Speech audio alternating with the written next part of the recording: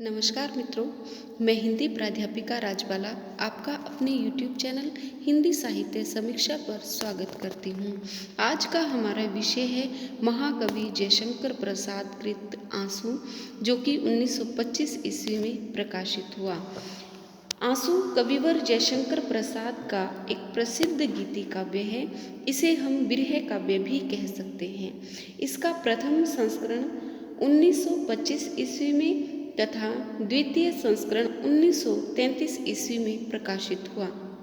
इन दोनों संस्करणों में बहुत अंतर है, क्योंकि प्रथम संस्करण में केवल 126 छंद थे और उसका स्वर अतिशय निराशापूर्ण था, किंतु जो नवीन संस्करण 1933 ईस्वी में प्रकाशित हुआ उसमें 190 छंद हैं और जिसमें आशा और विश्वास का स्वर प्रतिपादित किया गया है। यह कवि का एक अत्यंत लोकप्रिय और आत्मरस से परिपूर्ण लघु काव्य विरह काव्य है। कुछ आलोचक इसे स्मृति काव्य भी कहते हैं। इसमें कवि अपने जीवन के मधुर तथा रसमय अतीत का स्मरण करता है और प्रियतम के अभाव में आंसू बहाता है। कवि स्वीकार करता है कि उसके करुणा से युक्त हृदय में एक व्याकुल संगीत बज रहा है और उसका हृदय असीम वेदना से परिपूर्ण है। यह असीम वेदना भयंकर हाहाकार करती हुई गर्जना करती रहती है।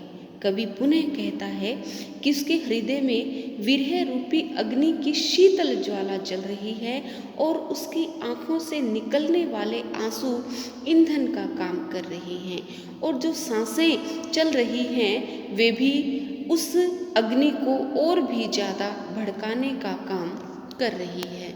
तो कवि जो है इन वियोगजन्य जो लक्षण हैं इनके माध्यम से कवि कहता है कि आंसुओं की वर्षा से प्रसन्नता रूपी नदी के दोनों किनारे हरे भरे रहे और जीवन निर्मलता से भरा हुआ हो, यानी कि वह अपने वियोग में आशा का संचार करता है। इसलिए कवि विगत क्षणों के लिए रोना व्यर्थ मानता है और प्रस्तुत कविता में कवि ने वियोगजनक वेदना को लाक्षणिक और छायावादी शैली में व्यक्त किया है। चलिए इसके प्रत्येक पद्यांश की सप्रसंग व्याख्या करते हैं। सबसे पहले हम इस पद्यांश की प्रसंग अगर इसका देखें तो इसका प्रसंग इस प्रकार से होगा कि प्रस्तुत काव्यांश हमारी पाठ्य पुस्तक आधुनिक हिंदी कविता में संकलित आंसू कविता से उद्गृत है।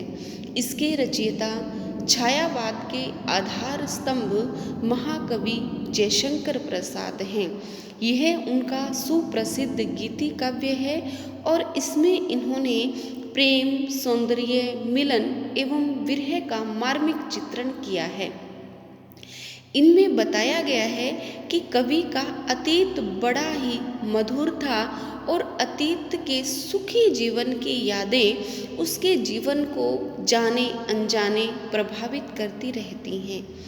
उन यादों के कारण उत्पन्न प्रेम भाव उसके मन को गुदगुदा जाता है, किंतु प्रेम के विरह के कारण उसका हृदय अत्यंत व्याकुल हो उठता है और इन पंक्तियों में कवि की उसी वेदना का वर्णन हुआ है। चलिए पंक्तियां पढ़ते हैं। इस करुणा कलित हृदय में अब विकल रागनी बजती, क्यों हाहाकार स्वरों में वेदना असीम गरजती। करुणा का मतलब है दया। करुणा का मतलब क्या है? दया। कलित का मतलब है पूर्ण। विकल का मतलब है व्याकुल कर देने वाला। रागिनी का मतलब है संगीत। हाहाकार का मतलब है करुण करंदन। असीम का मतलब है जिसकी कोई सीमा नहीं हो। तो यहाँ पर कवि क्या कहना चाहते हैं? इस करुणा कलित हृदय में अब विकल रागनी बजती।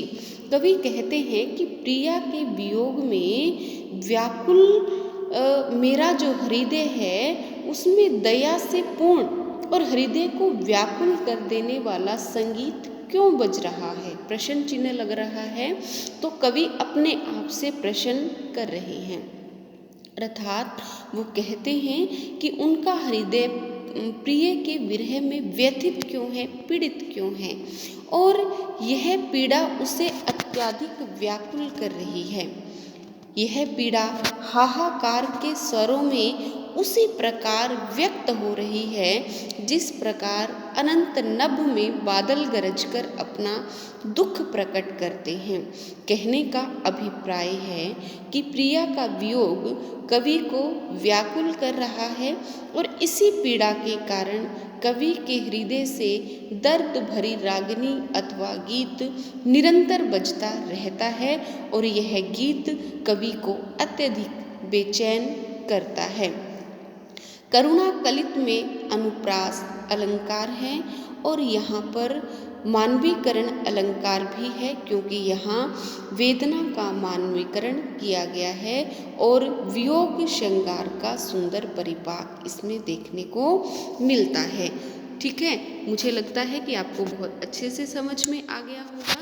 चलिए अगले पद्यांश की व्याख्या करते हैं। यहाँ पर कवि कहते हैं कि इस करुणा कलित हृदय में, अगला पद्यांश देखिए कि शीतल ज्वाला जलती है, ईंधन होता दृग्जल का, यह व्यर्थ सांस चल चल कर करती है काम अनिल का।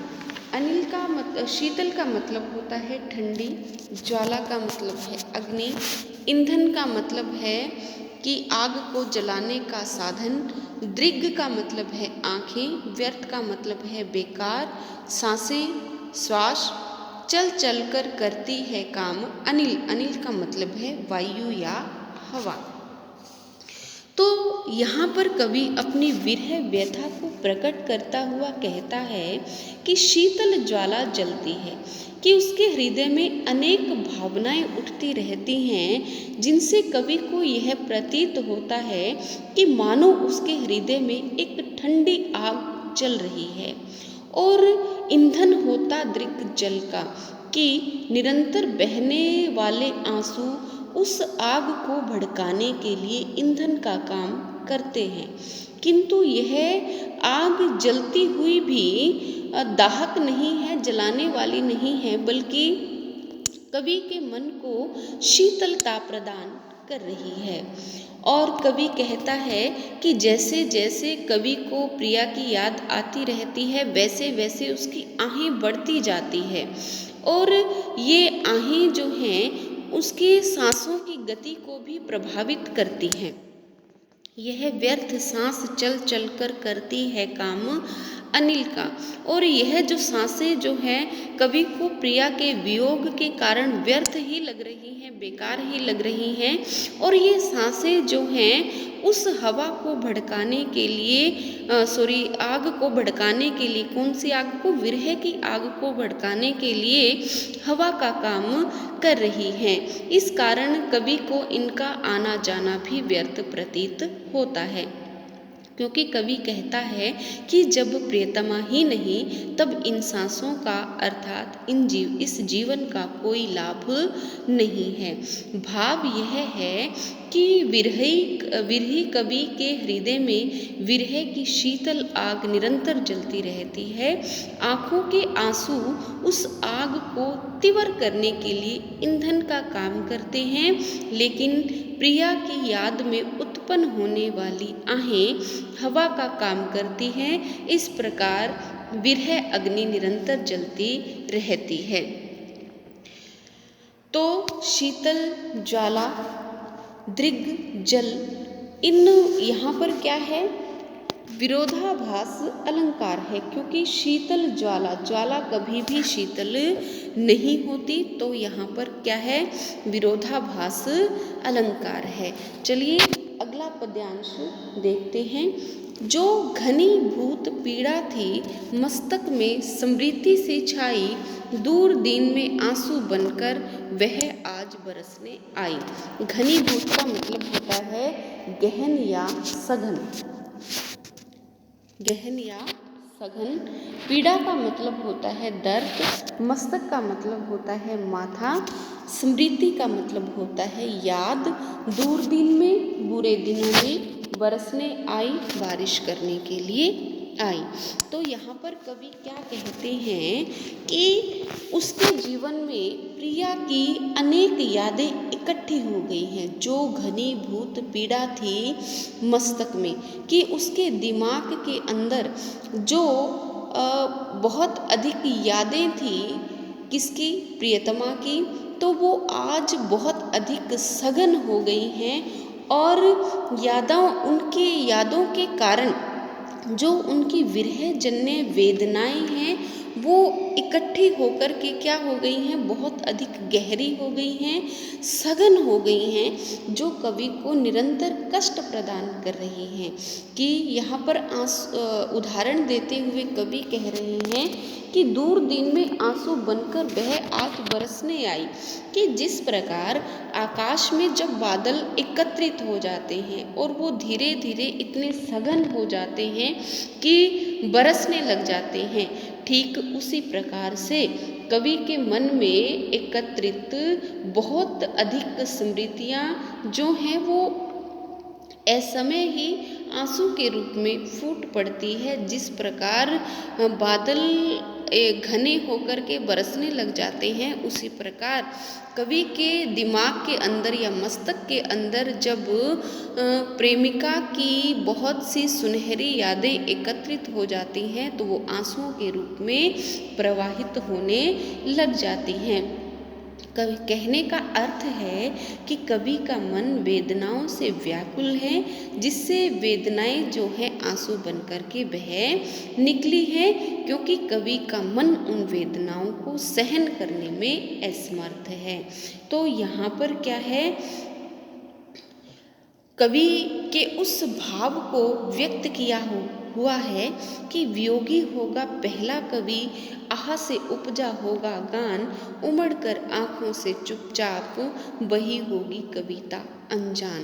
कि अगर वियोग में कोई व्यक्ति है तभी उसके मन से संगीत निकलता है और वियोग की जो पीड़ा है वही गीतों का सृजन करती है।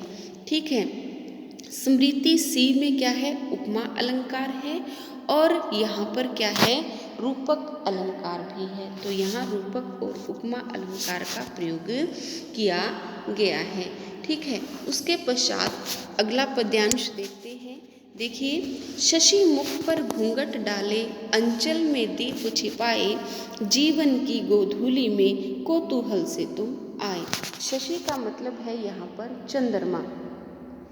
शशि का क्या अर्थ है, चंद्रमा। मुख का मतलब है चेहरा, घूंघट का मतलब है पर्दा, अंचल का मतलब है आंचल, दीप दीपक, जीवन की गोधूली का मतलब होता है संध्या की बेला, कौतूहल का मतलब होता है जिज्ञासा जनित आश्चर्य।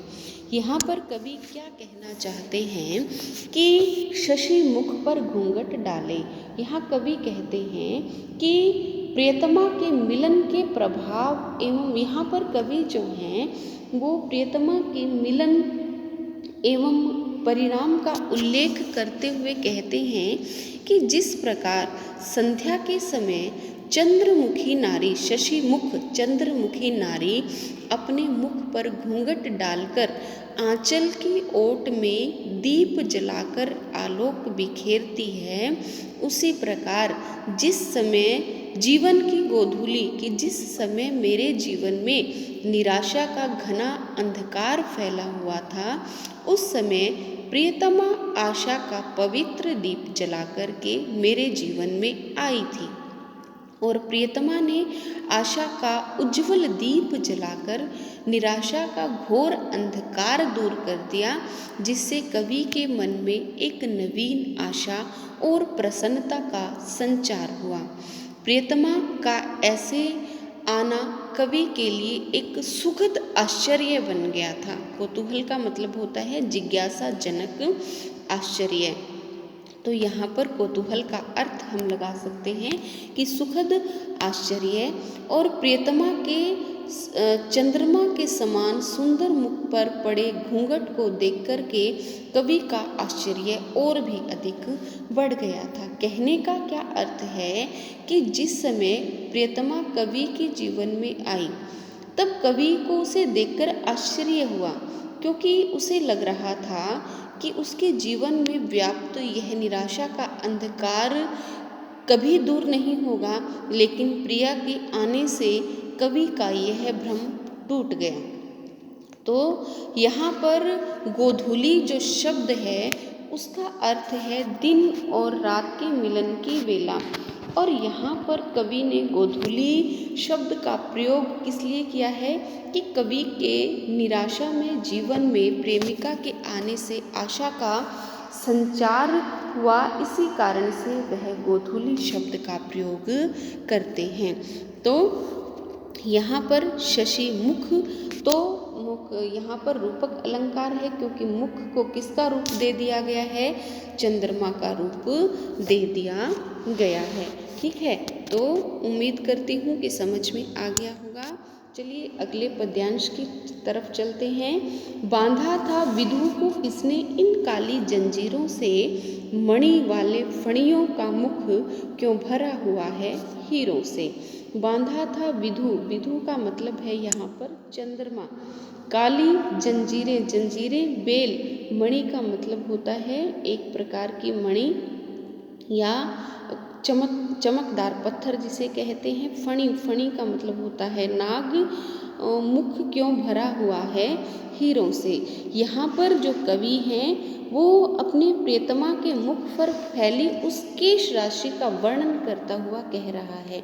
यहाँ पर कवि क्या है, अपनी प्रियतमा के चंद्रमा के समान मुख पर पड़ी हुई काली काली लटाओं की उपमा जो है वो किससे कर रहा है, जंजीरों से कर रहा है। और फणी, फणी का मतलब होता है नाग, और काले काले नाग से कर रहा है। तो वो क्या कह रहे हैं, बांधा था विधु को किसने इन काली जंजीरों से, कि मेरी प्रियतमा का मुख क्या है, चांद के समान है, और उसके मुख पर लहराती हुई काली जो लटाएं हैं वो किसके समान लग रही थी, जंजीर के समान लग रही थी। और उन्हें देखकर के ऐसा लग रहा था कि मानो चांद को किसी ने काली जंजीरों से बांध दिया हो।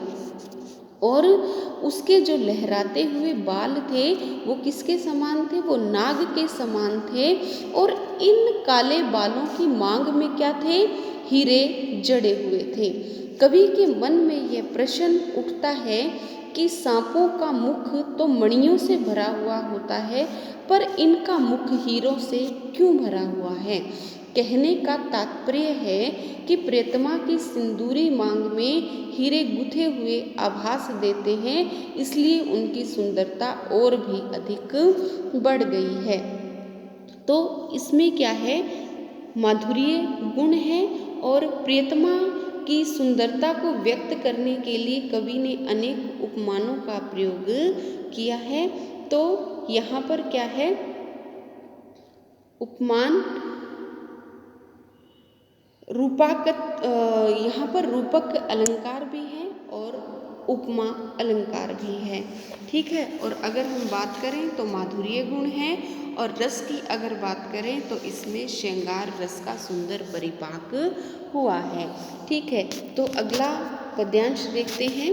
अपने आंसू की अंजलि आंखों में भर क्यों पीता, नक्षत्र पतन के क्षण में उज्जवल होकर है जीता।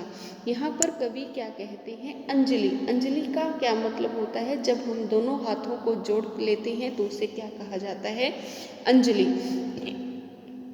आंखों में भर क्यों पीता, नक्षत्र, नक्षत्र का मतलब होता है तारा, पतन का मतलब होता है विनाश, क्षण में क्षण का मतलब होता है समय या पल, उज्जवल, उज्जवल का मतलब होता है पवित्र, जीता का मतलब होता है जीना। तो यहाँ पर कवि कहते हैं कि यहाँ पर कवि जो है निराशा में आशा का संचार करते हुए हमें दिखाई देते हैं। और कवि कहते हैं कि दुख की स्थिति में आंसू बहाना व्यर्थ है, और ये इन शब्दों के माध्यम से अपने मन को एक तसल्ली दे रहे हैं, अपने मन को ढाढ़स बंधा रहे हैं और भविष्य, उज्जवल भविष्य की उसे क्या है, उज्जवल भविष्य के विषय में उससे कामना कर रहे हैं। तो वो क्या कह रहे हैं कि अपने आंसू की अंजलि आंखों में भर क्यों पीता। कवि अपने मन को धैर्य बंधाता हुआ कहता है कि हे मन, तू अपनी विरह जन्य पीड़ा को अभिव्यक्त क्यों नहीं करता, यानी कि अपनी पीड़ा को मन में छिपाकर ही क्यों रखे हुए है। इसका कारण यह है कि तुम अपनी वेदना पूर्ण आंसुओं को अपने हाथों में भरकर पी रहे हो, यानी कि अपनी वेदना के कारण तुम अंदर ही अंदर घुल रहे हो, अंदर ही अंदर घुट रहे हो। फिर वो उम्मीद जताते हुए कहते हैं, नक्षत्र पतन के क्षण में उज्जवल होकर के जीता, कि जब आकाश से कोई नक्षत्र टूटकर धरती पर गिरता है तो गिरने से पहले वह भी एक बार अधिक प्रज्वलित हो उठता है, बहुत अधिक प्रकाशित हो उठता है और संसार को अपनी आभा से अवगत करवा देता है, अपनी प्रकाश के माध्यम से बता देता है। किंतु तू अपनी आभा से इस विश्व को आलोकित क्यों नहीं करता। अर्थात कवि कहता है कि तू भी टूटते तारे की ही भांति एक बार अपनी पीड़ा को व्यक्त कर दे और इस पीड़ा से अपनी प्रिया को अवगत करवा दे। यानी कि यहाँ कवि क्या कहना चाहते हैं कि वो कहते हैं कि विश्व के समक्ष अपनी पीड़ा एवं निराशा के इतिहास को उन्मुक्त भाव से व्यक्त करने में ही क्या है, सार्थकता है।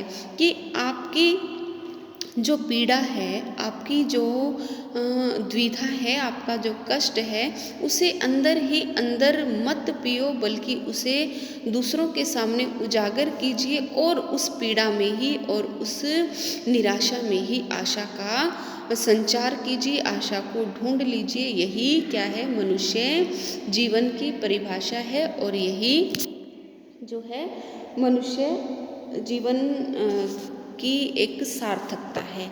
तो अगला देखिए, उसमें कवि क्या कहना चाहते हैं कि चुन चुन ले रे कन कन से जगती की सजग व्यथाएं, रह जाएंगी कहने को जन रंजन करे कथाएं। कण कण चुन चुन का मतलब होता है चुनना या एकत्रित कर लेना। कण कण से प्रत्येक कण से, जगती की संसार की, सजग का मतलब होता है संपूर्ण, व्यथाएं का मतलब है पीड़ाएं, रह जाएंगी कहने को जन रंजन करी, संसार को दुख देने वाली कथाएं का मतलब है कहानियाँ। यहाँ पर क्या है कि कवि अपने व्यक्तिगत दुख के स्थान पर संसार की सारी पीड़ाओं और वेदनाओं को आत्मसात कर लेना चाहता है। अब उसे अपने दुख में संसार का दुख अनुभव होने लगा है। चुन चुन ले रे कन कन से जगती की सजग व्यथाएं। यहाँ कवि अपने मन को संबोधित करते हुए कहता है कि हे मन, तू केवल अपने ही दुख में लीन मत रहे, तुझे विश्व के प्राणियों के दुखों की ओर भी देखना चाहिए। तो केवल अपने ही पीड़ाओं में मत घुल, अपितु संसार के कण कण में व्याप्त दुख को भी अपना समझकर चुन ले। अर्थात संसार के प्राणियों के दुखों को अनुभव कर तथा उन्हें दूर करने का प्रयास कर। संसार की समस्त व्यथाओं को अपना ही समझकर उन्हें गले से लगा लें। फिर वो कहते हैं कि रह जाएंगी कहने को जनरंजन करी कथाएं।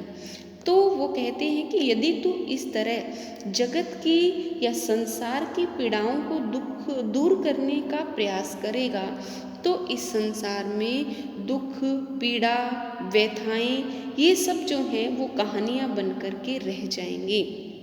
यानी कि कवि क्या कहना चाहते हैं कि उस समय लोगों को कष्ट नहीं होगा, फिर मात्र मनोरंजन के लिए ही लोग ऐसी कथाएं कहा करेंगे। तो इन पंक्तियों में कवि की भावना का क्या हुआ है, उदात्तीकरण हुआ है। और उसका विश्व की व्यथा से सामंजस्य हुआ है। और यहाँ पर कवि बताना चाहते हैं कि दूसरों की व्यथा को अपना समझकर अपनाना ही मानवीयता का सच्चा गुण है।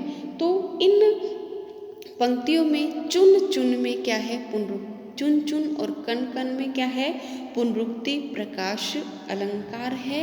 और शब्द योजना क्या है, छाया सार्थक एवं उपयुक्त है। मुझे लगता है कि समझ में आ गया होगा। अगला पद्यांश देखते हैं कि इस व्यथित विश्व पतझड़ की तुम जलती हो मृदु होली, हे अरुणे सदा सुहागिने मानवता सिर की रोली।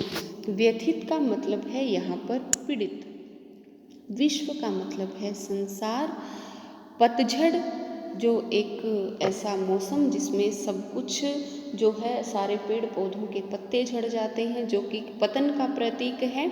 जलती हो मृदु होली, मृदु का मतलब है कोमल, अरुणे का मतलब होता है लाल रंग, सदा सुहागिनी का मतलब होता है हमेशा सौभाग्यवती, रोली का मतलब होता है कुमकुम, जो किसका प्रतीक है, जो कि सौभाग्य का प्रतीक है।